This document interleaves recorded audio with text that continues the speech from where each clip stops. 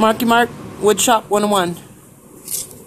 Well, we were just finishing up cutting the sides and tops to our cabinetry in the bathroom, and we touched on another topic, which was you don't really need to invest a lot of money in tools to produce something nice for your home.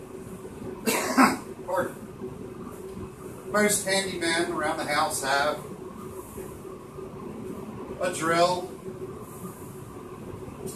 maybe a square or two, basic tools. These will work just fine for you.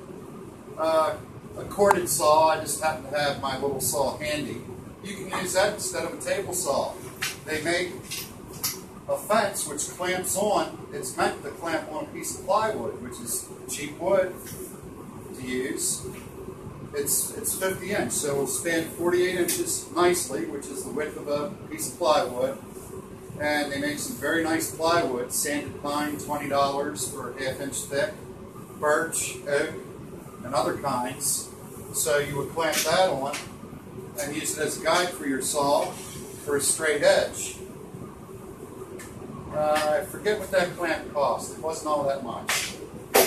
So you can make good cuts using that.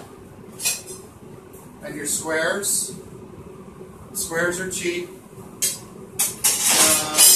I really like to use this one, particularly for drywall, but it'll span the width of a piece of plywood also, and it adjusts and does angles and all other fancy things. I think the top of the line model, like this one, will cost about $20. You can get one with a fixed head for about half that price. So that's pretty cheap. Tools come in handy for cleaning up edges and joints and such. And you can spend as much as you want to on the chisels. I've seen them go for ungodly amounts of money, like 4 digits. And I've got different grades of chisels in my shop. These are the ones I use mostly just for rough work as I go. These I got from Harbor Freight. It's a set of 6, and I think they probably cost me $1 a piece. Harbor Freight's usually hit or miss. They're either good or they're not good.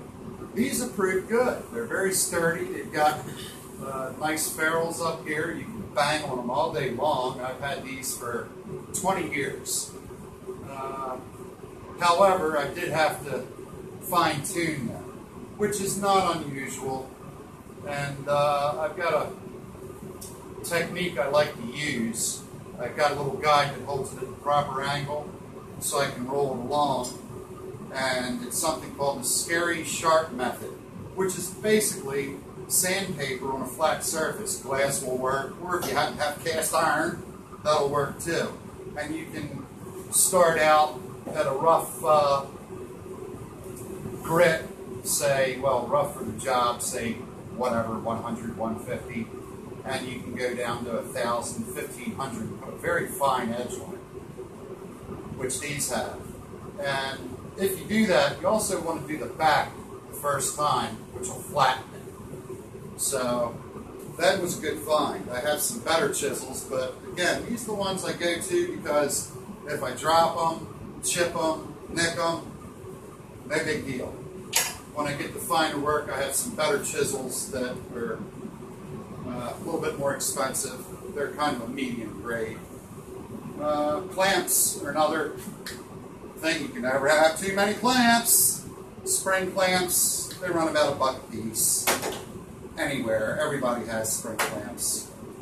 I just bought some of these bar clamps that were on sale at Home Depot. They were 6 for $15. They work very nicely. These are Bessie's, which is a top name. And we've used those. The only complaint is the handle. I wish it had a better grip for the handle, which I'm finding 2016, both Bessie and Jorgensen, the top clamp makers, are putting a nicer handle on there. Rubber, much better grip. But again, relatively cheap. You will need clamps. This is a boat scraper, a paint scraper. I'm from the Chesapeake, so we used to scrape barnacles off the bottom of boats. You can hold this up to a belt sander or grinder or whatever, get a very sharp edge. Or do the same thing with the sandpaper. It'll become very sharp. You can use that as a scraper. The scraper is good for getting the glue lines off, evening boards and such, and it'll give you actually, before they invented sandpaper, that's how they finish the wood. They use scrapers. So for a couple of bucks, you got a scraper. You will need a hammer. This is my beloved hammer I've had forever. It was purloined from an electronics manufacturer by then wife. Replaceable tips on it, which I've never had to replace in 20 years maybe. I have no clue what these cost. But you need a soft face hammer for hitting wood. If you don't have a soft face hammer, any hammer will work. You just use a piece of 2x4 or some sacrificial board in between that and your workpiece. Probably, I can't think of any house without a hammer. So, again, basic tools. The last thing, little palm sander, 20 bucks. I've seen them in pawn shops for, not that I'd support them, I've got a problem with that, but that'll do all of your sanding too. So for a collection of tools on this table that might cost, I don't know, let's pick a number, 100 bucks maybe, you can be set and ready to make goodies for your house. And a lot of people, a lot of the seasoned craftsmen are lovingly referred to as Neanderthals because they use hand tools as opposed to machines. All of their stuff will be done completely by hand, using chisels, hand saws, which is one thing I forgot, my beloved pull saw. These have become wildly popular. They're available in all kinds of configurations. This is my go-to saw. I no longer have any push saws whatsoever. These will do fine and rough cuts. It's double-edged. It works on the pull. It never buckles. It always gives you a straight line. These run 15 bucks or so. You can spend more on them.